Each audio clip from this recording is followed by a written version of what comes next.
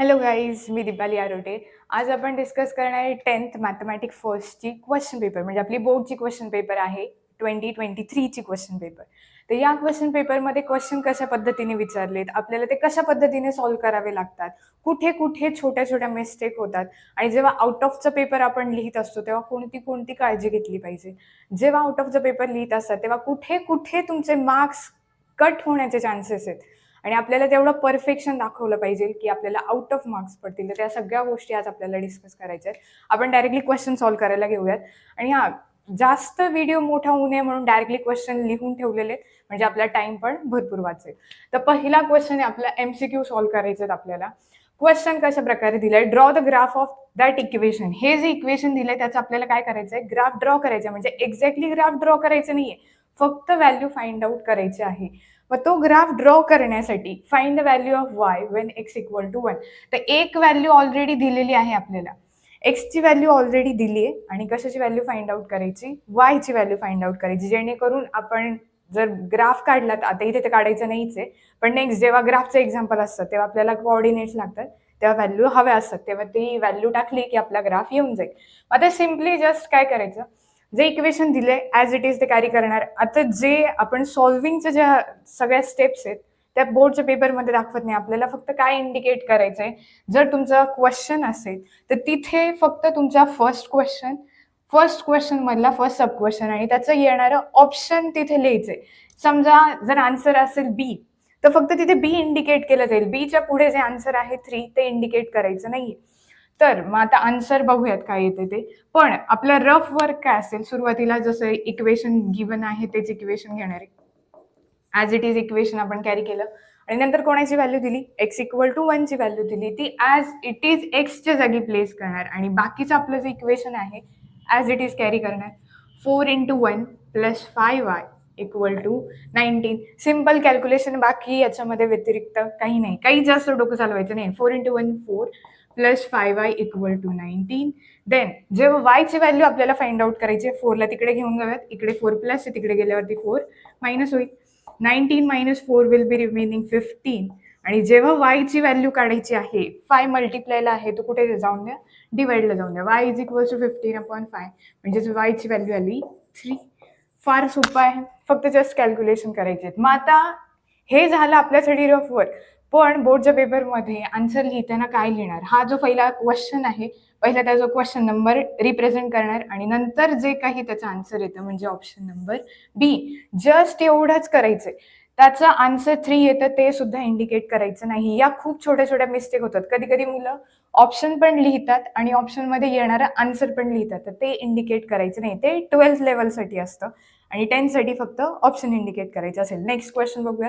Out of which of the following equation is not quadratic equation. आता मुलं वाचताना काय चुकी करतात, नॉट हा शब्द वाचतच नाही, घाईत प्रेशर झोनमध्ये जेव्हा मुलं असतात तेव्हा फक्त बघतात की क्वाड्रेटिक इक्वेशन कोणतं. आता इथे 3 ऑप्शन तुम्हाला क्वाड्रेटिक इक्वेशनच दिले आणि घाईमध्ये काय होणार, तुम्ही हे इक्वेशन बघणार आहे, हा हे तर क्वाड्रेटिक इक्वेशन आणि ते टिक करून जाणार, तर ती चुकीची गोष्ट आहे. त्याच्यामुळे क्वेश्चन डबल रीड करा. याच्यामध्ये काय इंडिकेट करायला सांगितलंय, क्वाड्रेटिक इक्वेशन नाही आहे ते इंडिकेट करा. मग फक्त जस्ट सॉल्व्ह वगैरे करायचं नाही, कुठे क्वाड्रेटिक टर्म आहेत त्या बघायचं. आता जर पहिला ऑप्शन पाहिला तर पहिल्या ऑप्शनच्या लेफ्ट साईडला पण एक स्क्वेअरची टर्म आहे आणि राईट साईडला पण एक स्क्वेअरची टर्म आहे. आता हे जर इक्वेशन सॉल्व्ह केलं, इकडे पण त्याची व्हॅल्यू पॉझिटिव्ह आणि इकडे पण त्याची व्हॅल्यू पॉझिटिव्ह म्हटलं होतं, डायरेक्टली काय होऊन जातं, कॅन्सल होऊन जातं. आणि जर रिमेनिंग इक्वेशन पाहिलं पहिल्या ऑप्शनमध्ये, तर एवढंच रिमेनिंग इक्वेशन येईल, याच्यामध्ये स्क्वेअरची टर्म नाहीच आहे. मग क्वाड्रेटिक टर्मच नाही म्हटलं तर क्वाड्रेटिक इक्वेशन होऊच शकत नाही म्हटल्यावर हेच आपलं आन्सर आहे. आणि बाकीचे जर इक्वेशन पाहिले, इथे एक क्वाड्रेटिकची टर्म आहे म्हणजे एक्स स्क्वेअरची टर्म आहे, हे पण क्वाड्रेटिक इक्वेशन होईल. इथे पण एक्स स्क्वेअरची टर्म आहे, ते पण क्वाड्रेटिक इक्वेशन होईल. आता इथे 2 आहेत, मग ह्या 2 कॅन्सल होतील का, जसं फर्स्ट ऑप्शनमध्ये पाहिलं त्या कॅन्सल होणार नाही, कारण का इथे निगेटिव्ह साईन येते आणि इथे काही पॉझिटिव्ह साईन येईल. फक्त चेंज काय होणार, हे जे निगेटिव्ह आहे ते तिकडच्या साईडला गेल्यावर पॉझिटिव्ह होईल, म्हणजेच याच्यामध्ये चेंज होईल. एक्स स्क्वेअर हे निगेटिव्ह इकडे गेल्यावरती प्लस एक्स स्क्वेअर, ही पण टर्म तिकडे गेल्यावरती -2x आणि हा +5 as it is equal to 0. असं काहीच इक्वेशन येईल आणि ते काय करणार आपण, ॲडअप करणार, म्हणजे 2x स्क्वेअर असं इक्वेशन आणि रिमेनिंग जसं आहे तसं. पण याच्यामध्ये एक्स क्यूची टर्म आहे तर कॅन्सल होत नाही म्हटल्यावर हे तिन्हीही क्वाड्रॅटिक असतील आणि पहिलं इक्वेशन क्वाड्रॅटिक येणार नाही. आणि आपल्याला विचारलं होतं कोणतं क्वाड्रॅटिक नाही आहे, जे which one is not quadratic. मग याचा आन्सर जस्ट काय येईल, ऑप्शन नंबर ए, हे क्वाड्रॅटिक नाही आहे. नेक्स्ट क्वेश्चन बघूयात. जो थर्ड क्वेश्चन आहे तो एपी चॅप्टरचा आहे. त्याच्यामध्ये फर्स्ट टर्म दिली आणि कॉमन डिफरन्स दिला आहे आणि ऑलरेडी एपी गिवन आहे आणि टी एनची व्हॅल्यू काढायची, म्हणजे nth टर्मचा फॉर्म्युला वापरावा लागेल directly. T N is equals to A plus N minus one into D. आता फॉर्म्युले सगळ्यांचे बाय हॅट झालेलेच असतील. तर ए ची व्हॅल्यू किती आहे, 3.5. डायरेक्टली पुट करून देऊ आपण. एन ची व्हॅल्यू नाही आहे तर N minus one as it is राहील. नंतर इन टू डी ची व्हॅल्यू किती आहे, 0, म्हणजे कॉमन डिफरन्स 0. जस्ट सॉल्व्ह करून घेणार. प्लस ब्रॅकेट इंटू 0, जेव्हा ब्रॅकेट इंटू 0 येईल डायरेक्टली व्हॅल्यू येईल 0, म्हटलं 3.5 जस्ट एवढंच आन्सर येईल. तर किती ऑप्शन करेक्ट असेल, ऑप्शन नंबर बी. नेक्स्ट क्वेश्चन प्रोबॅबिलिटीचा क्वेश्चन आहे. एन ऑफ ए ची व्हॅल्यू दिली, पी ऑफ ए ची व्हॅल्यू दिली आणि एन ऑफ एस म्हणजे सॅम्पल पॉईंट्स तुम्हाला काढायचे आहेत. तर डायरेक्टली प्रोबॅबिलिटीचा फॉर्म्युला वापरणार. कशाची आहे प्रोबॅबिलिटी आपल्याला, पी ऑफ ए ची. मग simply P of A is equals to N of A upon N of S. पुन्हा फक्त फॉर्म्युला घ्यायचा आणि त्याच्यामध्ये व्हॅल्यूज पुट आउट करायचे. आता पी ऑफ ए ची व्हॅल्यू किती, P of A equal to 1/5. Then N of A ची व्हॅल्यू आहे 2 अपॉन एन ऑफ एस ची व्हॅल्यू फाइंड आउट करायची, ती ॲज इट इज राहील. आता एन ऑफ एस ची व्हॅल्यू फाइंड करायची म्हणजे तो वरती हवा आहे आपल्याला, तर यांना फक्त क्रॉस मल्टिप्लाय करा, लगेच आन्सर येऊन जाईल. हा इकडे गेल्यावरती N of S is equals to 5, तिकडे गेल्यावरती 5 × 2, म्हणजे 5 × 2 किती झाली व्हॅल्यू, 10. एन ऑफ एस 10 आहे म्हटल्यावर कुठला ऑप्शन करेक्ट येईल, option number A. Next question number B बघूयात.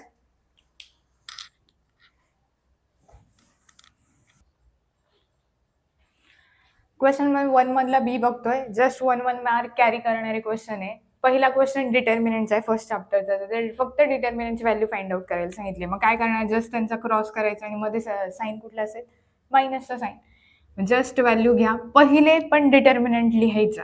4, 2, 3 आणि 7 व्हॅल्यू घेतली, जस्ट क्रॉस करा. त्याचा आन्सर लिहिताना 4 × 7 मायनस 3 × 2, जस्ट क्रॉसवाल्या व्हॅल्यू लिहिल्या, मल्टिप्लाय करणार. 7 4 = 28, 3 2 = 6, जस्ट मायनस करा, किती व्हॅल्यू आली, 28 - 6 = 22. हे होईल डिटर्मिनंटचा आन्सर. एवढंच, फक्त 1 मार्क कॅरी करणारा क्वेश्चन आहे, एवढंच तुम्हाला स्टेप्स करावे लागतील. नंतर सेकंड क्वेश्चन आहे एपी चॅप्टरचा.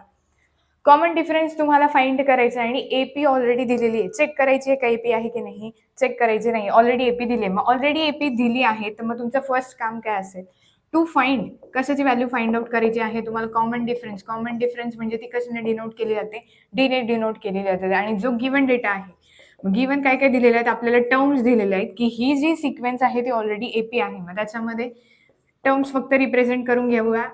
T1 या फर्स्ट टर्मला अजून काय नोटेशन असतं रिप्रेझेंटेशनसाठी, ए. आपली first term 2, T2 second term will be 4, T3 = 6, T4 = 8, up to so on अशा आपल्याला टर्म्स दिलेल्या आहेत. मग आता जस्ट कॉमन डिफरन्स फाइंड करायचा म्हणजे काय फॉर्म्युला आहे, फक्त एकच व्हॅल्यू काढायची, 2 व्हॅल्यूही फाइंड आउट करत बसायच्या नाही. फक्त 2 टर्म मधला, कॉन्सिक्युटिव्ह टर्म मधला डिफरन्स असतो.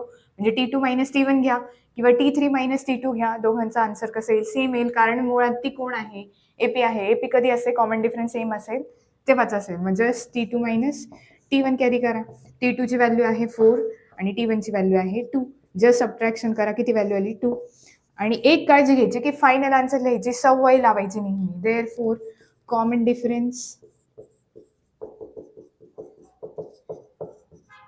इक्वल टू 2 आणि जस्ट त्याला काय करा, बॉक्स करा.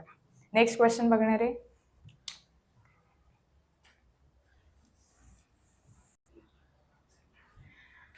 आता जीएसटीचा म्हणजे फायनान्शियलचा प्रॉब्लेम आहे. एक कुठलं तरी आर्टिकल आहे त्याच्यावरती सीजीएसटी दिलाय, सेंट्रलचा टॅक्स दिलेला आहे आणि स्टेटचा टॅक्स आपल्याला फाइंड आउट करायला विचारलाय. तर म्हणजे व्हॅल्यू गिवन आहे, टू फाइंड आहे ते लिहून घेणार आहे. To find rate of GST, sorry SGST, आपल्याला टोटल जीएसटी नाही विचारलेला, फक्त एसजीएसटीचा रेट विचारलाय आणि गिवन काय काय आहे, सीजीएसटी दिलेला आहे. मग जर तुम्हाला सीजीएसटी आणि एसजीएसटी मधलं रिलेशन माहिती असेल तर ऑब्व्हियसली माहिती पाहिजे की जस्ट व्हॅल्यू काय येईल, क्वेश्चन बघूनच सांगता आलं पाहिजे की दोघांच्या व्हॅल्यू कशा असतील, सेम असतील. मग रेट ऑफ CGST काय दिलेला आहे 9% हा दिलाय. मग दोघांमध्ये रिलेशन काय असतं, दोघांच्या व्हॅल्यू कशा येतात, इक्वल येतात. We know that, what we know that, that both taxes are same, that is SGST is equals to CGST. आता SGST आणि CGST इथे तुम्ही लिहू शकता rate of SGST is equals to rate of CGST. दोन्ही value कशा येतील, equal येतील. मग जस्ट व्हॅल्यू टाका. SGSTचा रेट आपल्याला फाइंड आउट करायचं, पण CGSTचा काय दिलाय, ती जस्ट व्हॅल्यू पुट आउट केली की डायरेक्टली आपल्याला रेट मिळून येतो. बाकी काहीही करायचं नव्हतं क्वेश्चनमध्ये, फक्त तीच व्हॅल्यू फाइंड आउट करायला दिलेली होती, जी तुम्हाला ऑलरेडी क्वेश्चनमध्ये आहे तीच. फायनान्शियलचे प्रॉब्लेम इतके काही अवघड नसतात, सोप्या लेवलचे असतात सगळे. नंतर प्रोबॅबिलिटीचा क्वेश्चन आहे. जर एक कॉइन तुम्ही टॉस केला तर त्याचं काय लिहायचं, तुम्हाला सॅम्पल स्पेस लिहायचं आहे. आता एक कॉइन टॉस केला तर ऑब्व्हियसली एका कॉइनसाठी दोनच साईड येतील, एक हेड असेल आणि एक टेल असेल. मग सॅम्पल स्पेस सिम्पल होता. Sample space when one coin is tossed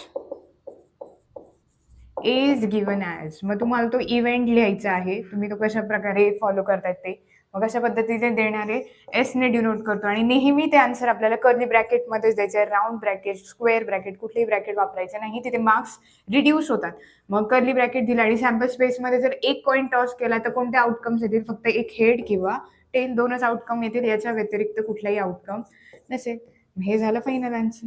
next question बघणार आहे फटाफट. क्वेश्चन नंबर 2 जो आहे त्यामधला ए पार्ट आपल्याला ऍक्टिव्हिटी बेस्ड क्वेश्चन दिलाय. तर याच्यामध्ये क्वेश्चनमध्ये काय काळजी घ्यायची, आपल्याला हा क्वेश्चन कसा सॉल्व्ह करायला सांगितलाय, ते बॉक्सेस पण फिल करायचे आणि रिराईट करायला सांगितलंय. रिराईट करायचं म्हणजे काय, जिथे जे सोल्युशन लिहिलेलं असतं वर्ड, जेव्हा क्वेश्चन पेपरमध्ये सोल्युशन हा वर्ड लिहिला असेल तिथून पुढे सगळ्या स्टेप असेल ॲज इट इज कॉपी करायच्या.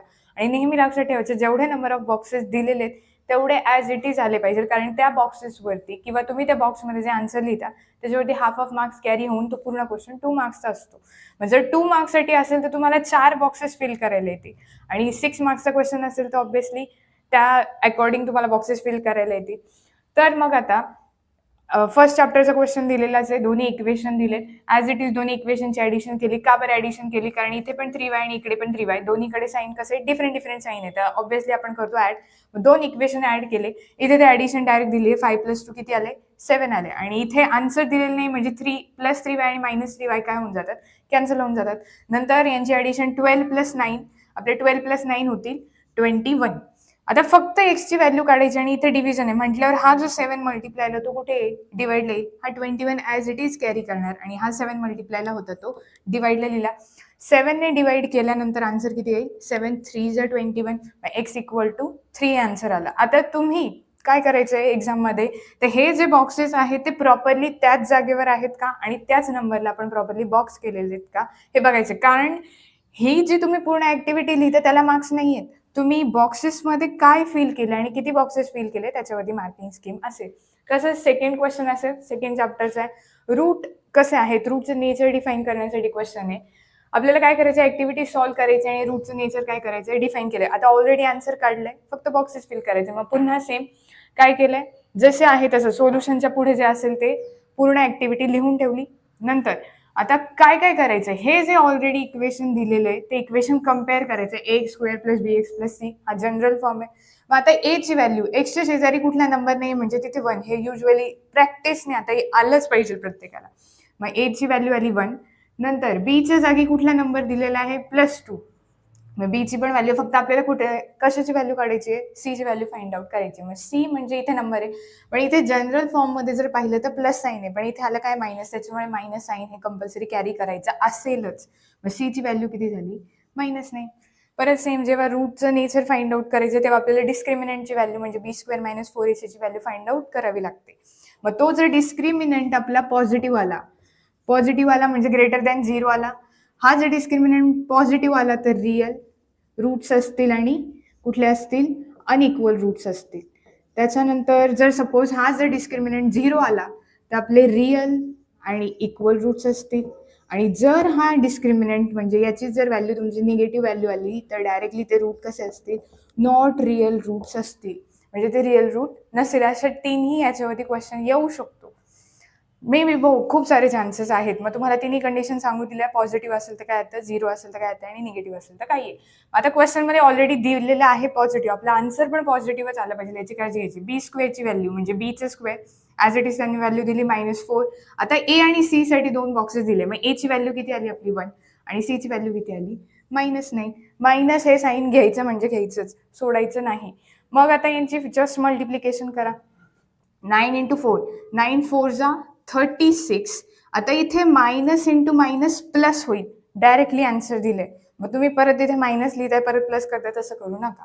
आणि जस्ट यांची ऍडिशन येते का कंपल्सरी 40, ऍडिशन पण 40 येते. आता हा जर नंबर पॉझिटिव्ह आहे, पॉझिटिव्ह आहेत म्हणजे रिअल आणि अनइक्वल रूट्स आले पाहिजे, असं तुमचं प्रॉपर एक्सप्लेनेशन असेल. आणि अशाच पद्धतीने तुम्हाला ऍक्टिव्हिटी बेस्ड क्वेश्चन करायचे. नेक्स्ट ऍक्टिव्हिटी घेऊयात. आता जी थर्ड ऍक्टिव्हिटी दिली ती फायनान्शियलची ऍक्टिव्हिटी. याच्यामध्ये 3 कंडिशन असेल. पहिली कंडिशन पार, प्रीमियम आणि नंतरची कंडिशन डिस्काउंटची. आता पार, प्रीमियम आणि डिस्काउंट याच्यामध्ये काय असेल तर पारची जी कंडिशन आहे त्याच्यामध्ये फेस व्हॅल्यू आणि मार्केट व्हॅल्यू या ज्या 2 व्हॅल्यू आहेत त्याच्यामध्ये काय होतं, एक असेल पारची कंडिशन, नंतर असेल प्रीमियम अँड देन डिस्काउंट.